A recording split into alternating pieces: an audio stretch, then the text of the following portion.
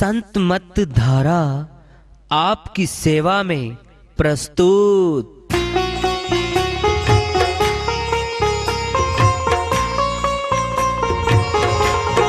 जो चाहता है प्रभु प्यारा वो आओ संत मत धारा, भक्ति भेद बता कर सारा वो कर दे भव के पारा।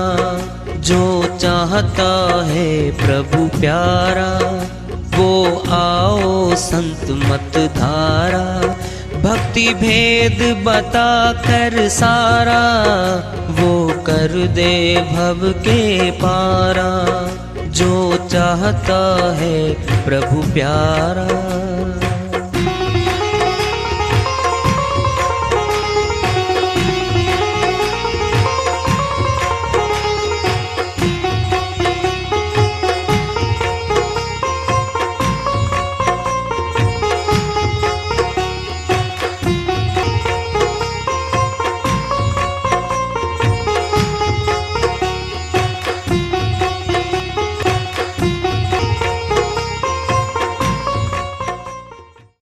परम पूज्य सदैव स्मरणीय सदगुरु साहिब की जय हो।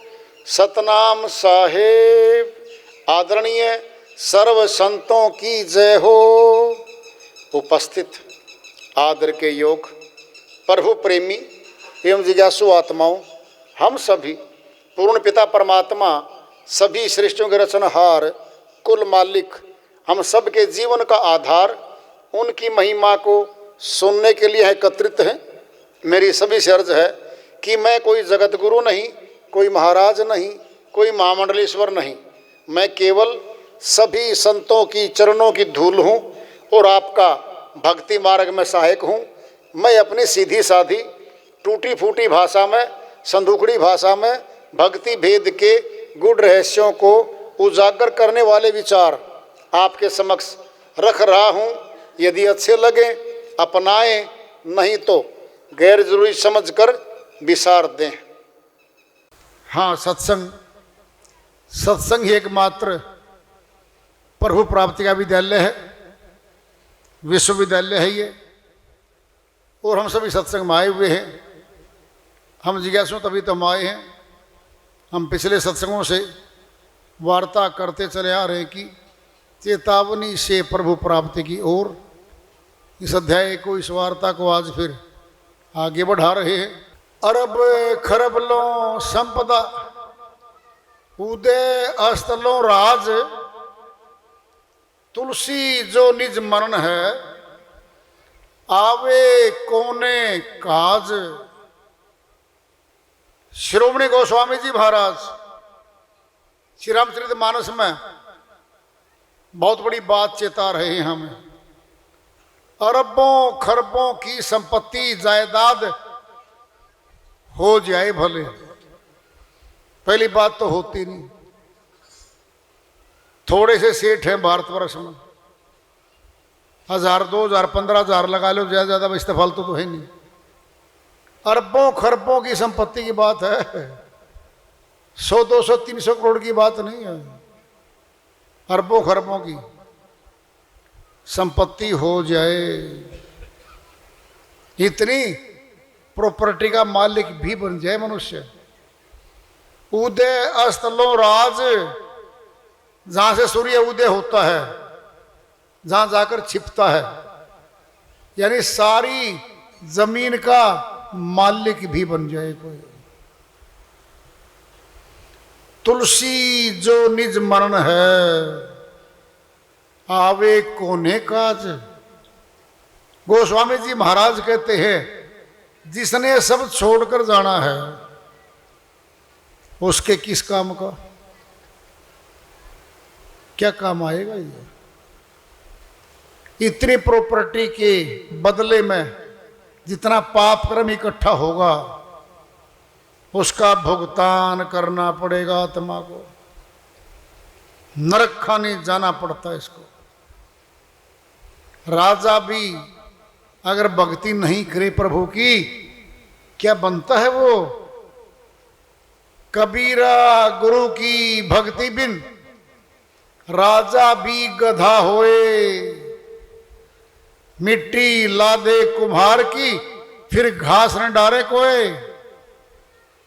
राजा भक्ति नहीं करता नरक खाने जाएगा, गधा बनेगा, कोई घास नहीं डालता उसको, बोझा ढोने वाला है वो। बोझा क्या? कर्मों का बोझा। नरक में जाना पड़ता राजा को। फिर आम आदमी तो बच ही नहीं सकता। कर्म का कानून है। कर्म प्रधान विश्व रचि राखा, जो जस कर्म कर तस फल चाखा। गोस्वामी जी महाराज कहते हैं, रचना करते ही सृष्टि की कर्म को प्रधान बना के रख दिया। भारतवर्ष एक देश है, यहां कर्म का कानून यानी संविधान बनाया, कानून बनाया, पुलिस बनाई, न्यायालय बनाए, जेलें बनाई, अपराध लिख दिए गए। जो अपराध करेगा ये सजा मिलेगी उसको। 5 वर्ष भागता फिरे,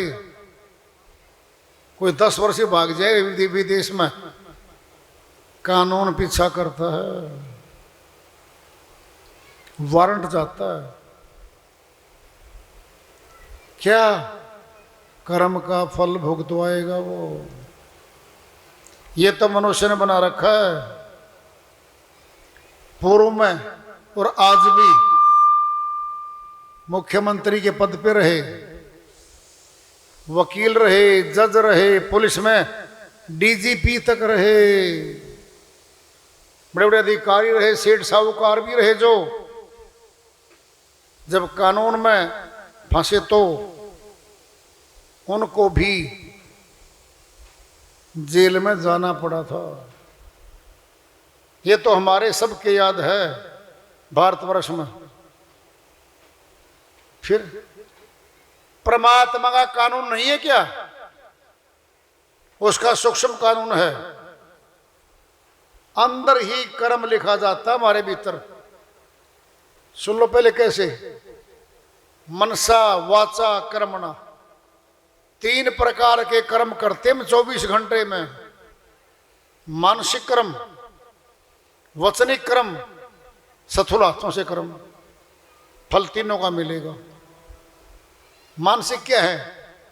हम ईर्ष्या करते किसी से, द्वेष करते हैं, ये पाप कर्म है। मूल्य समझो 54 25 पैसे। अब वचनिक, जबान से गाली देंगे, निंदा करेंगे, झूठ बोलेंगे, धोखाधड़ी करेंगे, विश्वासघात करेंगे, हम मिलावट करेंगे, हम चोरी करेंगे, डकैती डालेंगे, राजनी करेंगे। ये सारे स्थूल कर्म हैं। फल मिलेगा पूरा 1 रुपया कर्म है ना फल। वचनिक 50 पैसे समझो आप। ये मनुष्य बड़ा सयाना है। मानसिक कर्म को तो कहता ही नहीं कर्म है वो तो। वचनिक कर्म को कहता ही नहीं। अरे हर रोज निंदा करता है संतों की।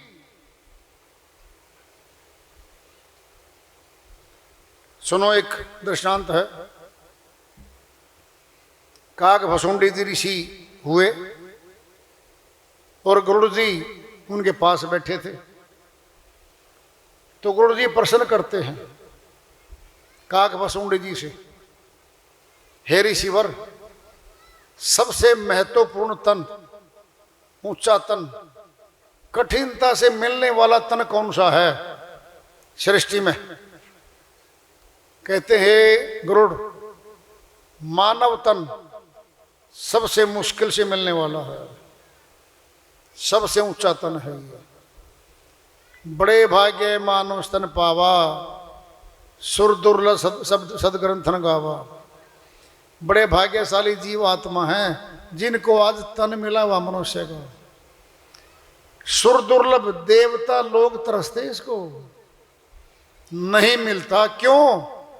भक्ति केवल मानव तन में होती है, देवलोक में भक्ति नहीं होती। मतलब भोग है, पुण्य कर्मों का भोग भोग रही हूं। अगर अमरलोक जाना है तो मनुष्य तन में आना पड़ेगा आत्मा का, कोई रास्ता नहीं है बाकी।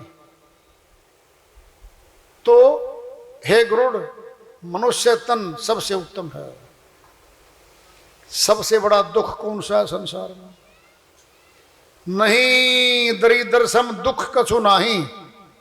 हे गरुड़, गरीबी से महादुख कोई नहीं है। गरीब व्यक्ति अपनी जरूरतों को पूरा करने के लिए उम्र भर तरसता तड़पता रहता है, नहीं पूरी होती। उसको शंका की दृष्टि से देखा जाता है समाज में। चोरी हो गई सेठ जी के, बड़े बड़े ऊंचे कुल के भी थे, वहां एक गरीब भी था। शंका गई कि इस गरीब ने चोरी ना कर ली हो। क्या हो गया? मान सम्मान नहीं मिलता गरीब को। ये अमीरों को मान सम्मान देने वाला संसार है। गरीब अपनी बच्चों की जरूरत के लिए मन मार मार के चलता है। त्योहारों पे मनाने का खर्चा तक नहीं होता। ये अभिशाप है, दुख है भारी। कहते हैं गुरु जी, हे ऋषि काकभस्मुंडी जी, सबसे बड़ा सुख कौन सा संसार में? संत मिलन समय सुख कछु नाही। हे गरुड़, संतों के और गुरुजनों के मिलने के बराबर संसार में कोई सुख नहीं है। क्योंकि वो साधुजन भक्ति का भेद बताएंगे और हम जिस मृत्यु लोक में पड़े हैं इससे निकलकर अमरलोक जाने की राह बताएंगे। ये सबसे बड़ा सुख होगा आत्मा के लिए। शरीर का सुख, धन दे दिया, जमीन दे दी, मकान दे दिया, 50-80 साल भोग लेंगे, फिर कर्म खाता, कुछ नहीं मिला। वो भक्ति का धन मिल गया, आत्मा के साथ जाएगा, कह रहे वो।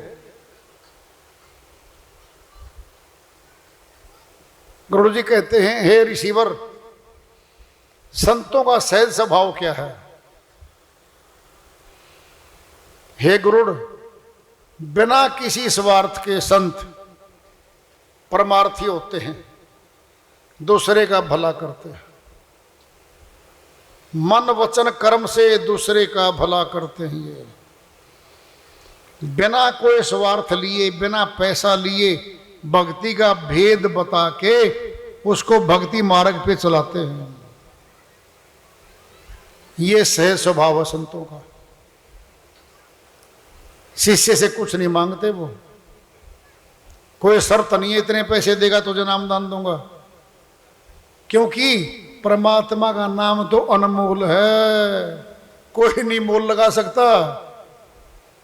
श्रद्धा भाव से मिलता है। श्रद्धावान लभते ज्ञानम, श्रद्धावानों को मिलता है। वो कह रहे हैं वो सबसे बड़ा पाप कर्म क्या है? नहीं, सबसे बड़ा पुण्य कर्म क्या है? कहते हैं काकभस्मुंडी जी, है गुरुड़, संतों की सेवा, गुरुओं की सेवा से बड़ा पुण्य कर्म कोई संसार में नहीं है। ये वो हैं जो अनमोल धन देंगे भक्ति का। इनके बराबर सेवा। इसीलिए ब्रह्मज्ञानी ब्राह्मणों को घर बुला के भोजन करवाया जाता था। वार्ता चल रही है गरुड़ जी की और महर्षि काग भसुंडी जी की। पूछते हैं गरुड़ जी, हे ऋषिवर, सबसे बड़ा पुण्य कर्म क्या है? कहते हैं गरुड़, संतों की और गुरुजनों की सेवा करने से बड़ा पुण्य कर्म संसार में कोई नहीं है। सेवा करने से वो सबसे महान, सबसे बड़े परमात्मा से आत्मा कनेक्शन जोड़ देते हैं और भक्ति की शुरुआत हो जाती है। ये सबसे महान पुण्य कर्म आत्मा का। फिर आगे बोलते हैं, हे ऋषिवर, सबसे बड़ा पाप कर्म क्या है संसार में? निंदा करने से बड़ा पाप कर्म संसार में कोई नहीं है। निंदक आत्मा उल्लू के तन को धारण करती है हजारों वर्षों तक। जो गुरुजनों की निंदा करता है वह मेंढक बनता है हजारों जन्मों तक। जो साधुओं की निंदा करता है वह चमगादड़ बनता है हजारों वर्षों तक। ये महापाप है निंदा करना। फिर कहते हैं वो कि हे ऋषिवर, मन पवन क्या है? सभी इच्छाएं मन से उठती हैं,